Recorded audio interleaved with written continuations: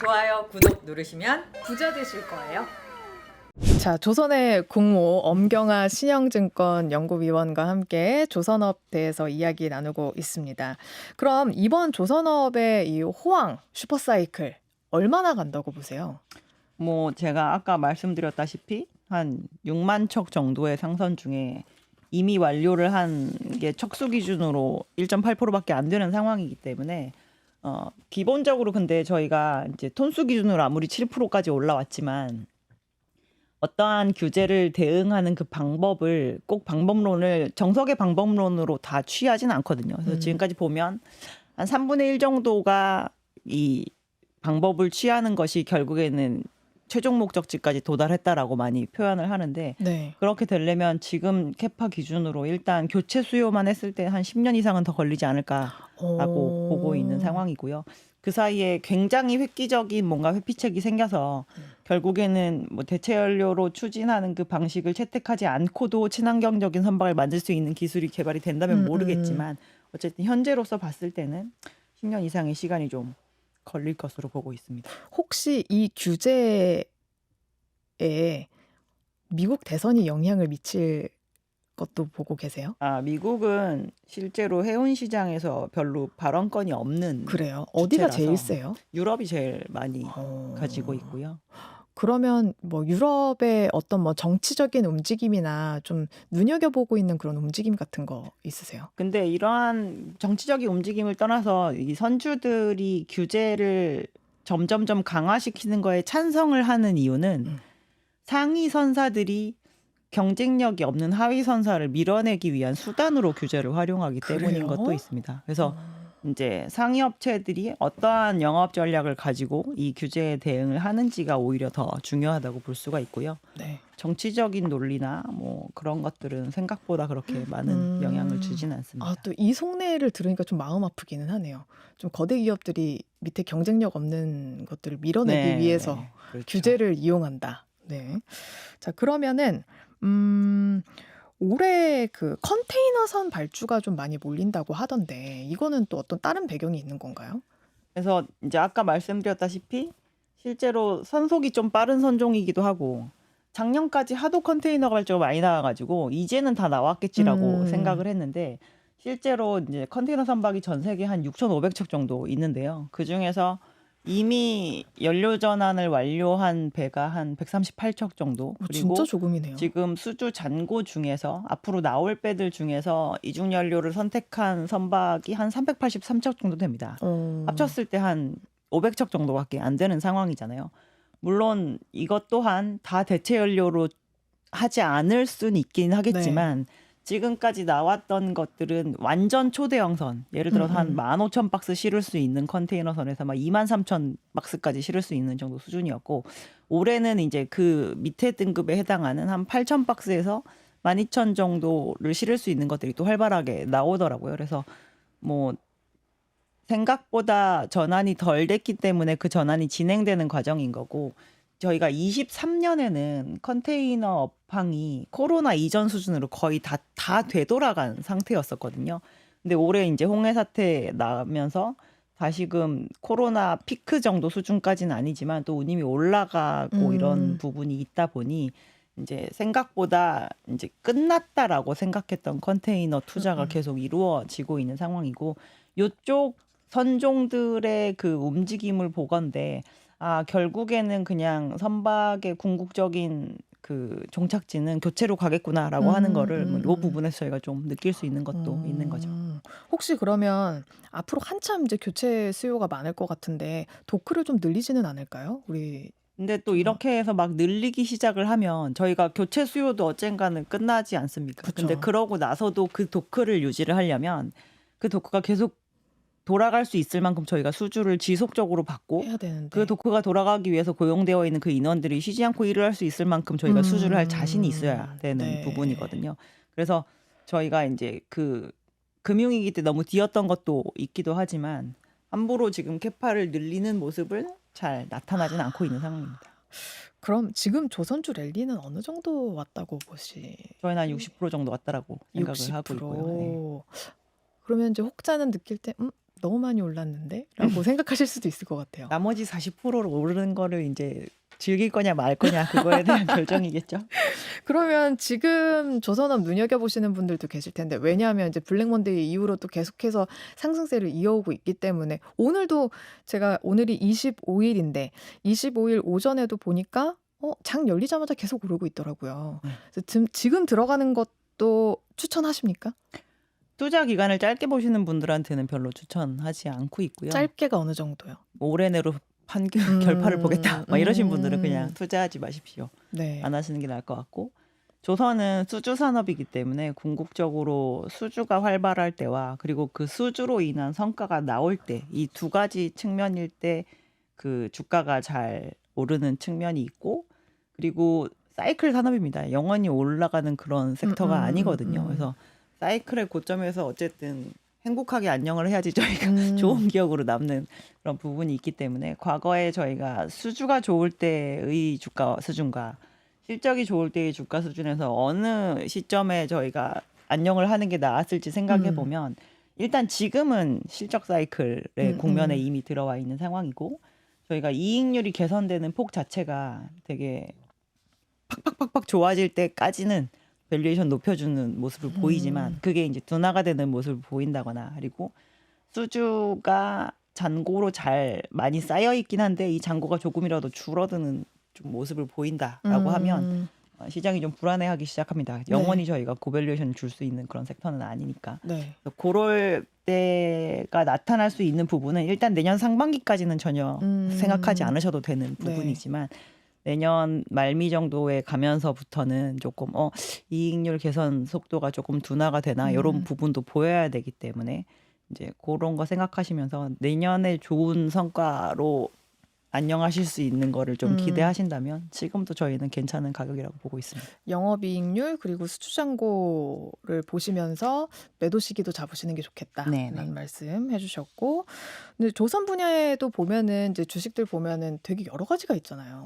뭐 HD 그 현대 쪽도 쫙 있고, 뭐 삼성 쪽도 있고, 하나 쪽도 있고 이런데 그 중에서도 좀 눈여겨 보시는 것들이 있을까요? 종목들? 그러니까 완성조선 업체와 이제 조선 업체한테 납품을 하는 기자재 업체 이렇게 크게 두 개로 나눠볼 수 있을 것이고 저희가 완성조선 업체는 이제 3대 회사라고 해서 HD 현대그룹과 하나그룹과 그리고 삼성 이렇게로 이제 찝어볼 수가 있을 것 같습니다. 그래서 지금의 이제 일반적인 상선이 좋아지는 거 그리고 이 조선 자체에 대한 그러한 업황에 많이 관심이 있으시다고 하면 HD 현대그룹 업체들이 아마 제일 입맛에 맞는 만한 그 종목이 되실 것 같고요. 일단 사이즈가 굉장히 제일 크다라는 부분이 있고 저희가 다른 것도 아니고 친환경적인 선박을 만드는 거에 대한 게 지금의 업황에서 제일 중요한 부분인데 유일하게 엔진을 내재화해서 가지고 있는 회사가 또 HD 현대 중공업이기도 합니다. 그래서 그러한 여러 측면을 좀 봤을 때는 그런 회사들로 접근을 해보시는 게 낫지 않을까. 근데 HD 현대 중에서도 되게 회사가 많잖아요.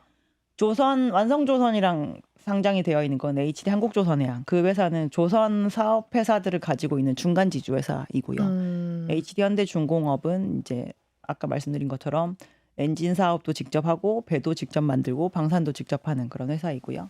그리고 HD 현대미포는 다른 대형 조선 업체와 달리 중형 사이즈의 배를 만드는 거에 굉장히 특화되어 있는 현대중공업 그룹 내에 있는 조선소다라고 보시면 될 것 같습니다. 중형 사이즈 배도 되게 경쟁력 있는 편인가요? 지구상에 있는 경쟁사가 다 없어져 가지고요. 지금 거의 혼자서 이 시장을 다 잠식하고 있는 상태다라고 보시면 될 것 같은데 이번에 업황이 턴어라운드하는 사이클 자체는 처음에 움직인 건 대형선이 더 먼저 움직였어서 이제 실적이나 이런 측면에 있어서 조금 턴어라운드 속도가 지금 느리긴 하지만 독과점적인 경쟁력의 측면에서 봤을 때는 꾸준한 성과를 낼 수도 있겠네요. 나중에 오히려 더 높은 성과를 낼 수도 있고 과거에 실제로 그래서 주가가 움직일 때 항상 대형사들 대비해서 프리미엄을 받는 편이었었거든요. 근데 이번에는 이익률 터닝 속도가 조금 느리면서 지금 약간 디스카운트 받고 있는 상황이라 오히려 지금이 좀 싸다. 좋은 기회가 될 수도 있습니다. 그럼 기자재 쪽은요? 기자재 쪽은 다른 건 몰라도 환경 문제가 이슈가 되면 저희가 필수 기자재를 보시는 게 일단 가장 좋고요. 어떠한 특정한 기자재에 들어가는 거를 보게 되면 그 해당 선종이 좋을 때만 부각이 되거나 이럴 수 있어서 실질적으로 뭐가 필수 기자재인지를 보면 무조건 선박 중에는 엔진이 제일 중요하고요. 특히나 네. 저희가 기존에 원래 그 추진 엔진으로 쓰던 거 말고 이제 엔진 타입을 바꾸는 게 지금 시장에서 제일 중요한 부분이기 때문에 그래서 엔진이랑 관련된 회사 중에 상장되어 있는 데는 이제 하나엔진과 기존에 현대중공업 안에 있는 사업부가 있고 그리고 이제 원래 이름이 STX 중공업이었던 지금 HD 현대 마린엔진이라고 하는 네. 회사가 있습니다. 그래서 그런 업체들 중에서 기자재 업체들 중에서 이제 가동률이 지금 현재 낮은 업체를 보시는 게 제일 좋습니다. 왜냐하면 배는 앞으로 더 만들 거고 우리나라뿐만 아니라 중국에 있는 조선 업체들도 굉장히 지금 기자재 밸류 체인이 깨져 있는 상황이거든요. 그래서 배는 더 만들어야 되는데 필요하면 한국으로 와서 오더를 하는 상황이니까 오히려 조선업이 저희가 만들 수 있는 배의 척수가 굉장히 한정적이라고 말씀을 네. 드렸잖아요. 그래서 사이클의 끝을 보는 건데 오히려 이런 기자재 업체들은 상단이 약간 열려 있는 느낌이라고 그러게요. 봐야 되겠죠. 이제 기존에 들어가는 선박에도 새롭게 들어가기도 하고 고객사의 풀도 더 늘어나고 있는 상황인데 이제 꼭 신조로 만드는 배뿐만 아니라 이제 수리 개조해야 되는 배들한테까지도 들어갈 수 있는 부분이 있어서 오히려 그쪽이 더 시장이 넓어져 있는 상황이라고 보셔야 될 것 같습니다. 필수 기자재 엔진 쪽도 근데 가동률이 그렇게 적은 곳들. 적은 곳이 오히려 더 낫죠. 왜냐하면 앞으로 개선 여지가 좀 더 있으니까. 네. 그리고 지금 이제 다들 조선주 보실 때 신조선가 지수도 말씀을 되게 많이 하세요. 네네. 근데 이게 전에 사실 191.58포인트 기록했을 때가 이제 최고가였는데 네. 지금 뭐 189.95포인트다 해서 뭐 벤코 오브 아메리카 같은 경우에는 이번에 192 찍을 수도 있다 이렇게 예상을 했던데. 충분히 찍을 수 있겠죠. 그래요? 네. 그 시기는 올해 내로 가지 않을까라고 보고 있는 상태이고요. 그러니까 요번에 저희가 이제 이게 상징적으로도 굉장히 큰 의미가 있는 게 이번이 슈퍼 사이클이라고 얘기하지만 양적 지표에서는 히스토리컬리 하이를 찍지 못했습니다. 저희가 2007년만큼 많이 발주가 나올 수가 없고 네. 어차피. 근데 가격 지표로는 역사적인 고점이 나오는 거거든요. 그래서 그리고 그때 당시는 저희가 굉장히 캐파들을 팍팍팍팍 늘리는 시기라서 고점도 빨리 도달했지만 내려오는 속도도 엄청나게 빨랐는데 지금은 이제 그러한 캐파에 대한 조절을 굉장히 하고 있는 상황에서 이렇게 꾸준하게 오르고 있는 상황이고 올해 이 선가 상승세가 조금 무서운 이유 중에 하나는 이제 21년도 오르고 22년도 오르고 23년도 오른 상황이라 어떻게 보면 가격 소비자 입장에서 가격적인 허들이라고 느껴야 되는 부분인데 그거를 무시하고 하반기가 되면서 지금 속도를 더 내고 있는 상황이거든요. 네. 그러니까 초반에 말씀드린 것처럼 배는 오늘이 제일 싼 상황이 되니까 급해지는 거죠. 그렇게 되면 이제 이런 협상력이 이쪽으로 완전히 많이 넘어왔구나라고 볼 수가 있는 겁니다. 네. 네, 지금 들으시는 분들이 느끼셨겠지만 옛날에는 사실 조선업 하면은 한중일 이렇게 얘기했던 것 네네. 같거든요. 근데 지금 얘기하는 거는 한국, 중국만 얘기를 하고 있어요. 일본이 아예 도태가 된 거예요, 지금? 일본이 작년까지만 해도 수주 점유율 기준으로 한 10%대 초중반 정도까지 유지를 했었는데 올해 상반기 기준으로 수주 점유율 3%, 지금 8개월 누적 기준으로 4.3% 기록하고 네. 있습니다. 그래서 일본은 2000년대 이 선박 시장의 화두가 조금 배를 대형화시켜달라라는 요구가 있었는데 그 부분을 별로 지속적인 투자로 진행을 하지 않고 오히려 이제 역으로 제시를 했었거든요. 아예 우리가 스탠다드한 모델을 만들어서 찍어내 줄 테니 요거를 사가라라고 했는데 선주들에게 그게 받아들여지지 않으면서 이제 시장의 큰 트렌드에서 많이 벗어나게 됐고 그 거의 20년 가까이 투자 안 한 것이 이제 지금 시장에서 좀 드러나게 되는 거죠. 그래서 일부 주요 조선 업체들 중에서 일본의 어떤 야드들은 지금까지 남아 있는 수주장고 다 만들고 나면 이제 접는다라고 아예 얘기를 하고 있는 부분도 있어서 그쪽은 이제 조선에서 거의 발을 떼는 분위기인 것 같고요. 네. 앞으로는 이강 체제로 그냥 넘어가지 않을까 싶습니다. 근데 왜 이렇게 조선을 한중일만 만들어요? 전 세계에서? 기본적으로 일단 아시아가 공장 역할을 하면서 많은 화물이 나가는 지역이기도 하지만 조선이 잘 굴러가려면 가장 주된 재료에 해당하는 철강 비즈니스가 같이 발달이 되어 있어야 네. 크기가 조금 편하거든요. 그래서 한중일이 극동아시아에 있는 한중일이 굉장히 큰 철강 비즈니스를 하는 지역이고 나머지들은 그런 부분이 같이 발달되어 있지 않은 지역인지라 지금도 신흥국 중에서 조선을 하고 싶어하는 국가들이 굉장히 많이 있는데 그 조선의 가장 베이스가 되는 재료에 해당하는 철강까지 같이 나아져야지 그게 가능한 부분인지라 쉽게 크기가 좀 어렵죠. 네. 그럼 지금 중국 조선업계도 엄청나게 이제 쫓아오고 있다라고 하던데 특히나 이제 중국 1, 2위 국영 조선소가 합병 추진하고 있다고 하더라고요. 어느 정도로 위협적입니까? 중국은 이제 CSSC와 CSIC라고 하는 그런 국영 기업 크게 두 개가 있고 그 회사들 밑으로 화이트리스트를 작성을 해서 거기에 안에 들어있는 업체들만 살리는 식의 그 구조조정을 거의 한 10년 가까이 진행을 해온 상태입니다. 와, 네. 그래서 이 조선에서 뭔가 합병을 하는 게 어떻게 보면 조금 의미가 없을 수도 있는 게 저희가 이 도크를 띄어와가지고 옆에 붙일 수가 없잖아요. 그래서 네. 이렇게 물리적으로 합병을 하는 거에 의한 이점이 생기기가 어렵거든요. 그래서 그냥 지금까지 꾸준하게 진행했던 합종연행의 일환인 정도라고 저희는 생각을 하고 있고요. 그래서 어쨌든 얘도 살리고 쟤도 살리고 이런 게 아니라 이게 컴팩트하게 좀 만들어서 집중을 하면 선택과 집중을 하면 그 산업 자체는 어쨌든 잘 커 나갈 수 있는 부분이라 이제 중국은 원래 하던 그 부분을 계속 진행을 하고 있는 거 정도라고 저희는 생각하고 있습니다. 자, 그리고 우리 조선업계 이야기를 할 때 이제 또 큰 리스크 중에 하나를 이제 노조 이야기를 네네. 빼놓을 수가 없거든요. 근데 제가 아까 체크한 걸로는 조선노연이 24일 기준으로 내달 11일까지 임단협 진행하고 안 되면 파업하겠다라고 얘기했는데 이거 어떻게 원만한 해결이 될까요? 해결이? 지금까지 파업으로 그 작업 자체가 어그러지거나 안 좋은 일은 없었었는데요. 과거에는 파업을 하기도 전에 이미 보상이 이루어졌기 때문인 게 좀 컸었다라고 네. 보면 이제 그때는 호황기였으니까.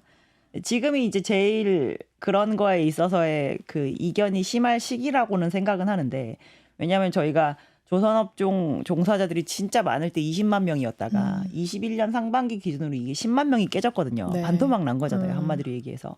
근데 22년보다 23년이, 23년보다 24년이, 그리고 24년보다 25년이 만드는 배가 더 많습니다. 그러면 노동력도 계속 투입이 돼야 돼서 그런 측면에서 아직 매출이 많이 발생하지 않았는데 인력을 제일 많이 늘려야 했던 시기가 23년이거든요. 네. 그래서 작년이 어떻게 보면 조선 업체들 실적 나오는데 21년부터 그렇게 수주 잘했다고 하는데 실적은 제대로 안 나오고 이랬던 시기가 23년입니다. 그래서 올해는 이제 그런 부분에 있어서의 공정 안정화가 꽤 진행이 된 상황이고 그걸로 인해서 지금 조선 업체들이 이제 돈을 벌기 시작한 상황이잖아요. 그래서 저희가 벌면 어쨌든 후행적으로 보상은 이루어질 수밖에 없는 패턴인데 지금이 이제 굉장히 오랜 시간 동안 불황이다 보니 그거를 기다리는 거에 있어서의 인내심이 가장 바닥이 날 시기인 건 맞지만 어쨌든 이게 이런 파업으로 인해서 만약에 진행이 안 되고 뭔가 공정에 차질이 생기게 한다는 건 궁극적으로 좋지 않다라는 거를 종사자분들 저희는 충분히 알 거라고 생각을 하고 있고요. 그런 의미에서는 원만하게 잘 해결이 되지 않을까라고 보고 있습니다. 네. 그럼 나머지로 좀 챙겨봐야 할 것들이 전 궁금한 게 이제 두 가지가 있는데 이제 조선업에서 가지고 있는 이번 사이클 이외에도 이제 다른 분야 뭐 방산이라든지 아니면 전 이것도 궁금하거든요. 아까 연한이 다 지나버리면 그 배는 이제 다른 목적으로 쓰거나 리모델링하거나 이런 식으로 이제 진행을 할 거 아니에요. 폐차하듯이 폐선합니다. 아, 그래요? 네네. 아예 없애버리나요? 네네. 또 아니면 이제 다시 재구조화하거나 이런 작업 자체는 우리 조선소가 굳이 할 필요 없는 사업들인가요? 그게 생각보다 매출이 그렇게 크지 않고 좀 인건비가 많이 들어가는 그런 부분인지라 수리조선이나 이런 것들은 이제 가장 하이엔드급 조선소들보다는 조금 로우엔드급에서 많이 진행을 하고 인건비가 아주 싼 국가에서 많이 진행을 하는 하고. 그런 산업에 해당이 됩니다. 그럼 방사는 돈이 좀 될 것 같거든요. 방산이 돈이 된다라고 이제 느껴지는 이유 중에 하나는 저희가 한국 전쟁 이후에 뭔가 이 해양 방산 쪽에 해당하는 부분들도 수십 년에 걸쳐서 국산화 시켜가지고 지금 국산화율이 굉장히 많이 올라와 있는 상태거든요. 네. 그리고 이제 요즘에 K 방산 얘기를 많이 하는 게 이제 그런 식으로 해서 R&D 비용을 계속 들여서 만들어 놨는데 이제 어쨌든 국제적인 무기보다 굉장히 한국의 그런 제품들이 가성비가 있다라는 게 지금 시장에서 이제 어필이 되고 있는 거잖아요. 그래서 저희가 지금까지 국내에서 일어났었던 그런 막 잠수함, 수상함 이런 것들은 계속 개발 비용을 들여가면서 만든 것이기 때문에 실질적으로 조선 업체들에게 큰 이익을 안겨주는 사업은 아니었지만 네. 이게 수출이 되기 시작하면 그때부터는 장사가 됩니다. 어차피 비용은 미리 들여놨고 국내에서 파는 것보다 훨씬 비싼 가격에 팔게 되거든요. 그래서 이제 이러한 부분들이 성사가 돼서 수출로 들어가게 되면 실제로 HD현대중공업 그룹의 특수선사업부의 이익률과 하나 에어로스페이스의 방산사업부 이익률을 보면 수출 비중이 늘어나면서부터 이익률이 이제 점프업해서 올라가고 내수로만 할 때는 한 4에서 6% 정도 수준이 거의 그냥 맥시멈이고 저희가 방사청이 민간 기업 그 사업부 잘 돌아가라고 제때제때 맞춰가지고 발주하는 거 아니잖아요. 네. 그냥 필요할 때 발주하는 부분이기 때문에 실제로 가동률이 굉장히 떨어져 있을 때도 있는 부분이거든요. 근데 이걸 수출로 인해서 꾸준하게 돌아가게 하겠다. 그리고 나는 시장에서 내가 수익이 날 수 있는 만큼의 가격으로 팔겠다라고 하는 부분이니까 이 부분이 확장이 되면 조선 업체한테 지금까지는 방산을 한다는 것 자체가 이 회사의 기업 가치를 저희가 책정을 하거나 뭐 이런 거에 전혀 그 영향을 안 끼치는 영역이었지만 지금부터는 영향을 좀 줄 수 있는 부분으로 좀 부각이 될 수가 있죠. 어찌 보면 규모의 경제를 실현할 수 있는 부분이기도 그렇죠. 하다. 네. 네. 자, 이렇게 오늘 조선업계 현황 이야기 알차게 살펴봤습니다. 경쟁력 갖추고 있고 그리고 아직 수주가 교체 수준이 지금 뭐 1.5%, 2.8%? 1.8%. 1.8%밖에 되지 않았기 때문에 앞으로 이 화랑기는 좀 이어갈 것이고 하지만 올해 안에 끝장을 봐야겠다고 해서 지금 들어가는 것은 안 된다. 네. 라는 말씀해 주셨습니다. 가지고 갈 거면 길게 이어가지고 가야 된다. 자, 여기까지 엄경아 신영증권 연구위원과 이야기 나눠봤습니다. 좋은 말씀 고맙습니다. 감사합니다.